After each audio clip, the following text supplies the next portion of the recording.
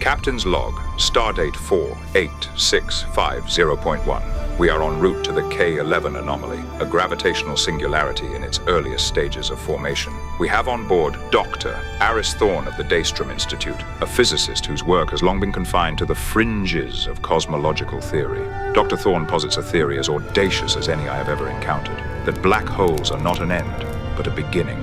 That with every stellar collapse, a new universe, with its own Big Bang, is born. Starfleet has always tasked us with charting the unknown, but Dr. Thorne seeks to chart creation itself. The risks are considerable, but the chance to answer a question that has defined existence is a mission I cannot, in good conscience, ignore. We expect to reach the fallen star within the hour.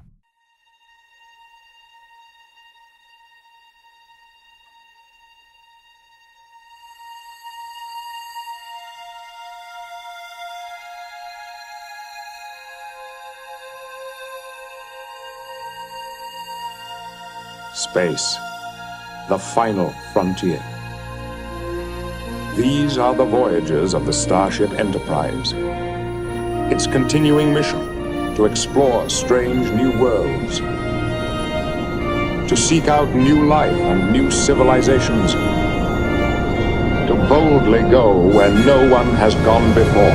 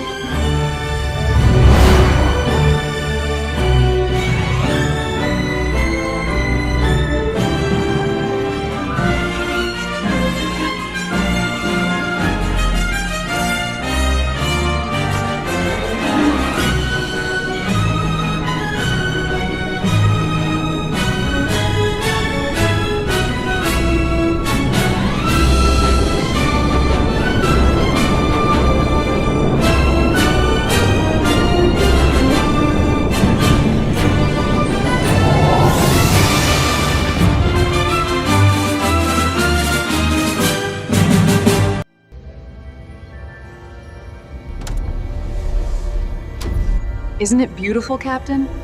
Okay, initiate the simulation. Account for the adjusted Hawking radiation.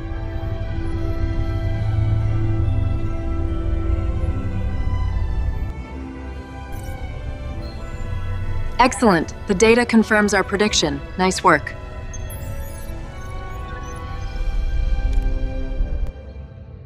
Dr. Thorne, your file from the Institute is comprehensive. For 2 decades, your work on gravitational singularities has been called, and I quote, brilliant, radical, and profoundly unsubstantiated. The trinity of every great leap forward, Captain. Copernicus, Galileo, Zephram Cochrane, they were all unsubstantiated until they weren't. Indeed. You've requested the use of this vessel for a mission to the K11 anomaly. Starfleet has approved it, pending my own assessment of the risks. So please, Doctor, convince me. For centuries, we've viewed black holes as the universe's cemetery. The end of the line. A final, inescapable punctuation mark on matter, energy, time itself. We have been catastrophically wrong. They are not graves, Captain. They are wombs. They are the engines of creation. Creation? The laws of physics suggest they are the ultimate expression of destruction. Only on our side of the door. We see a star collapse, we see matter crushed to an infinite point, and we call it an ending. We are only seeing half of the equation. My theory posits that what we call a singularity is a Big Bang. Every time a black hole forms in our universe, a new universe is born on the other side of an impenetrable gateway. You're suggesting a cosmic cycle. A multiverse not of parallel timelines, but of progenitors and descendants connected by gravitational midpoints. Precisely. And the K11 anomaly is our chance to prove it. It's a nascent singularity, still forming. The energy signatures are unique, unstable. It's a universe in the process of being born, Captain, and we have a front row seat. We can be the first to witness the moment of creation. Witness or be consumed by it? The gravitational forces alone... The risks are calculated. My models are sound. I have a method to scan beyond the event horizon, to capture the first primordial energy of a new existence. Imagine, Jean-Luc, to chart the unknowable possibilities of existence. To answer the greatest question of them all, where does it all come from? You believe this gateway is impenetrable. What if you're wrong? What happens when you open a door you cannot close? I believe that is a risk you, of all captains, are uniquely qualified to take. The first duty of every Starfleet officer is to the truth. Scientific truth, philosophical truth, or personal truth. It is the guiding principle upon which Starfleet is based. Picard to bridge. Riker here, Captain. Number 1, set a course for the K11 anomaly, warp 8. Our guest has a universe to find. Understood.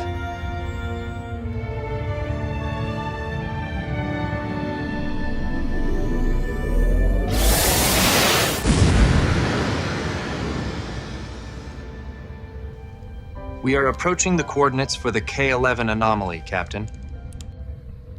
Take us out of warp, Mr. Crusher. Full stop. Yes, Captain. Full stop. On screen. Shields to full power. Maintain this distance. Shields are holding, Commander. Mr. Data, analysis. It is a Class 9 singularity, Captain, still in the process of stellar accretion.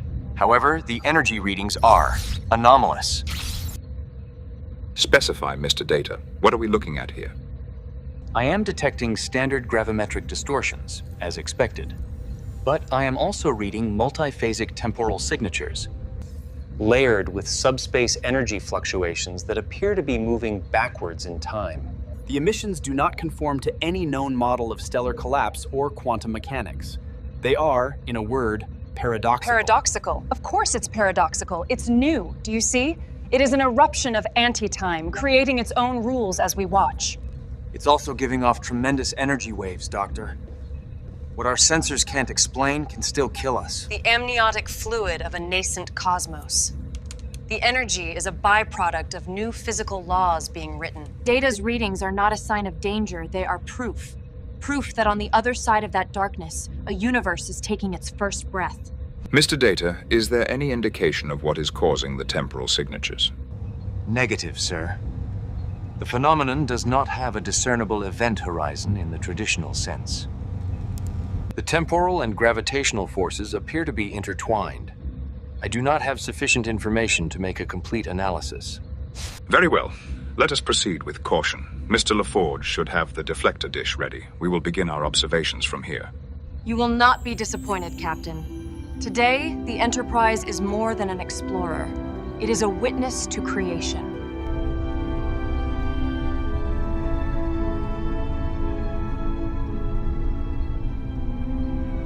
Okay, that's it. The deflector dish is recalibrated. We've created a focused tachyon channel, just like you designed. Excellent. The initial phase is complete, and we are ready to proceed with the next command. Inform the captain. Not just yet, Doctor. I'm running a final power flow simulation, and I'm not liking what I'm seeing. The anomaly is throwing off chaotic energy waves across the subspace spectrum. When we fire a concentrated tachyon pulse into that, my simulations show a 90% probability of a feedback surge. A surge? The deflector is shielded. It can handle a surge. This feedback could bypass the primary shielding and cascade directly into the power transfer conduits. It could cripple our warp drive, or worse. Commander, your simulations are based on known physics. They are extrapolating from data that no longer applies.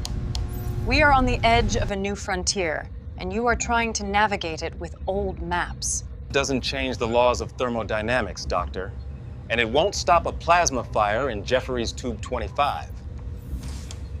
My job is to worry about the old maps, especially when we don't have new ones to replace them. Report, Mr. LaForge.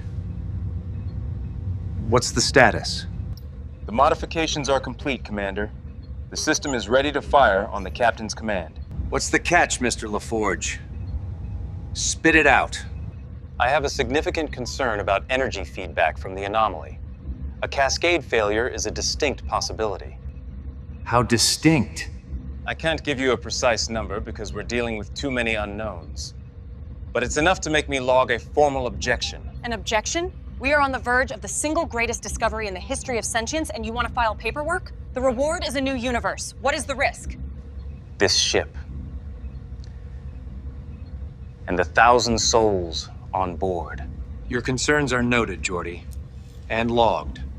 But the captain was aware of the potential risks when he approved this mission. You're getting your shot, Doctor. Let's hope it's worth it.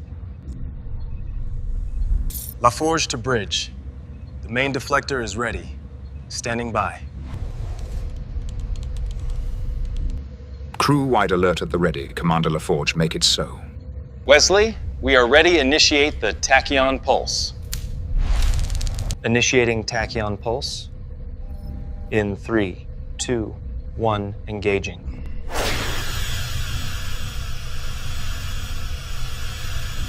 The beam has successfully penetrated the Singularity's core. We are receiving preliminary data. Yes, yes. Here comes the science. The Singularity is responding. I am detecting an inverse energy wave emanating from the point of impact. It is expanding at superluminal velocity.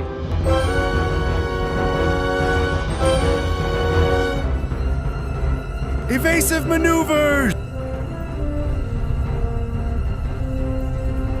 Report! Shields are failing.